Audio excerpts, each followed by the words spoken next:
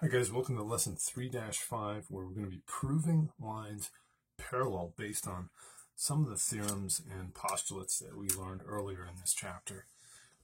We're going to take what we know about certain angle pairs and relationships that we have when parallel lines are cut by a transversal, and we are going to take the converse of those theorems to be able to prove or disprove that two lines are parallel. The first postulate that we're going to deal with is the converse of corresponding angles postulate. Now, hopefully you remember from our earlier lesson that when two lines are parallel and cut by a transversal, and we'll call this our transversal, the corresponding angles are always congruent. So, for instance, this angle is going to be congruent to that angle, right? And we could say this angle is going to be congruent to that angle. Those angles are corresponding angles, and when the lines are parallel, they're always going to be congruent. So, could we say that if we have two lines that are cut by a transversal, and we're not sure if they're parallel, if we knew the corresponding angles were congruent, could we conversely conclude that the lines that form them must be parallel? Yes, we could, in fact, because that's the only way that condition could exist. So if I didn't tell you anything about lines A and B, but I did tell you that angle 1 was congruent to angle 3, what could you conclude? Well, angles 1 and 3 are corresponding angles, and if they were congruent, you could conclude the only way that could occur is if line A happened to be parallel to line B. Okay? So that's basically what we're going to be doing in this lesson, is just taking the converse of the things that we already know. If you don't know the lines are parallel, but you do know the angles are congruent, you can conclude that the lines are going to be parallel. And here we have our parallel postulate, which we're going to look at a little bit in this lesson, but a little more in the next lesson. And that is the fact that if you have a line and a point that's not on the line, let's say I've got this line M, and some point that is not on line M, then there exists exactly one unique line that passes through that point that's also parallel to line M. Okay, so if we want to establish a line that passes through point P that's parallel to M, there's one and only one line that we're looking for. All right, now that we've looked at our converse of corresponding angles postulate, let's take a look at some other methods that we're going to use here to prove lines parallel. Okay, in this particular case here, our alternate exterior angles converse. You'll probably notice that angles 1 and 3 are alternate exterior angles. Okay, if I told you that angle 1 was congruent to angle 3, what could you conclude about these lines P and Q? You could conclude that they must be parallel if the alternate exterior angles are congruent. If I told you that the consecutive interior angles, these angles 4 and 5 here, were supplementary, if I add the measure of angle 4 and the measure of angle 5, and I get 180 degrees, what could I conclude then about these lines P and Q? Well, if these two angles are supplementary, they're consecutive interior angles, the lines that form them must be parallel. In that case, you could conclude that. If I told you in this diagram that angle 6 was congruent to angle 8, what could you conclude about lines P and Q? Well, 6 and 8 are alternate interior angles, and when the alternate interior angles are congruent, the lines that form them must be parallel. Okay? And then we have this perpendicular transversal converse in a plane. If two lines are perpendicular to the same line, then they must be parallel. Okay, and this really is just another form of our corresponding converse of corresponding angles postulate. All right, so let's see if we can use these, our alternate exterior angles converse, our consecutive interior angles converse, our alternate interior angles converse, and our perpendicular transversal converse, along with our converse of corresponding angles postulate, to solve some of these problems and prove whether or not we have parallel lines. In this problem, if we're given that angle 1 is congruent to angle 3, is it possible to prove that any of the lines shown are parallel? If so, state the postulate or theorem that justifies your answer. Okay, so if angle 1 is congruent to angle 3, is it possible that any of these three lines would be parallel to each other?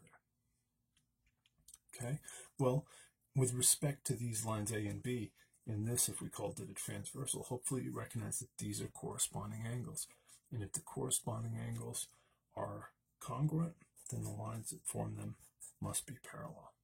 And the reason I would give what postulate or theorem justifies our answer, that would be our converse of corresponding angles. Postulate.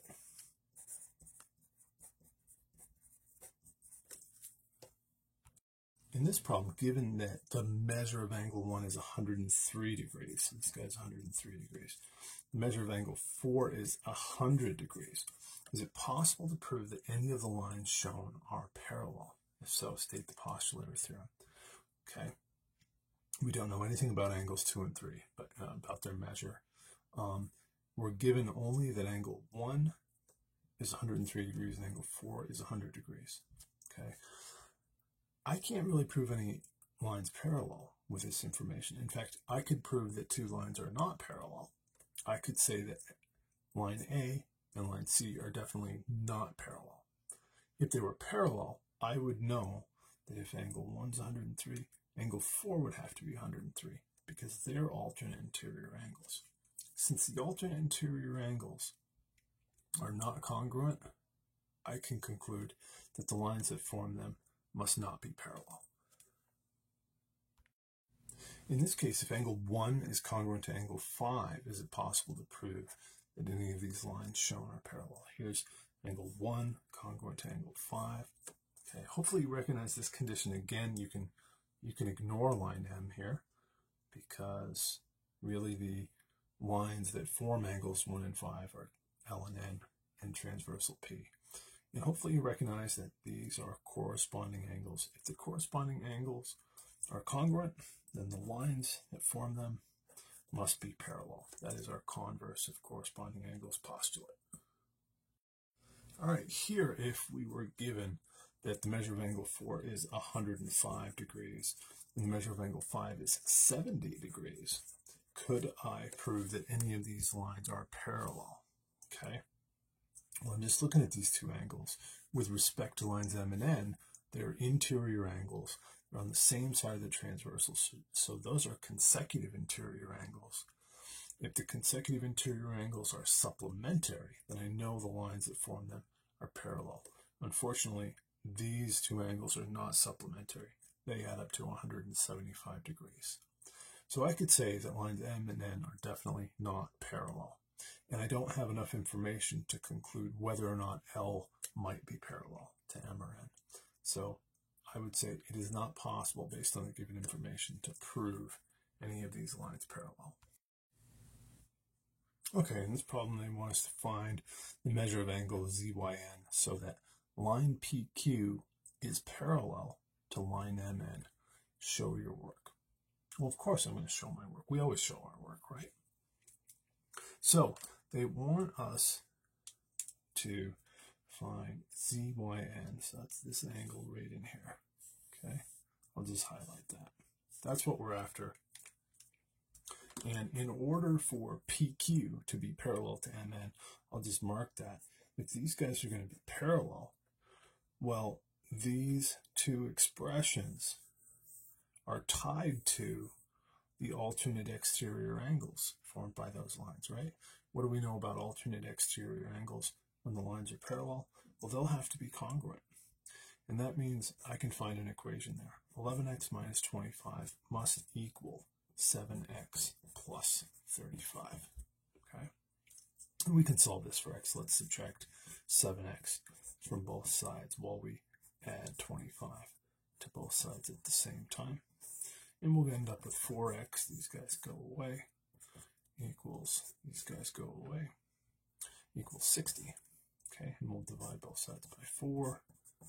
We'll get x equals 15. Did we answer the question? Not so fast, right?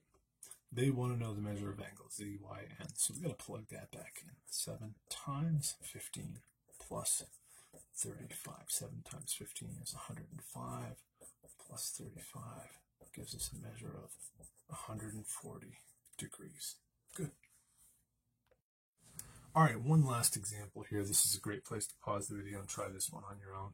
They want us to find x so that line GH is parallel to line RS. Okay, so GH is going to be parallel to RS. I'll just go ahead and mark that. Okay. Now I see these expressions with x in them. They're referring to this angle and this angle. And with respect to these two lines we're talking about, those are alternate interior angles. They're both on the interior and they are on alternate sides of the transversal. What do we know about alternate interior angles when the lines that form them are parallel? They're going to have to be congruent to one another. So I think we can find an equation there. 9x minus 21 must equal 7x minus 3 if the lines are going to be parallel. Let's solve for x here. We can subtract 7x from both sides. You can add 21 to both sides at the same time if you like. And we get 9x minus 7x is 2x. And negative 3 plus 21 gives me 18. And we'll divide both sides by 2. And we get x equals 9. Did we answer the question? Yeah, this time we answered the question. Okay, I hope you guys found that lesson helpful. Thanks for watching, and look forward to doing these problems with you.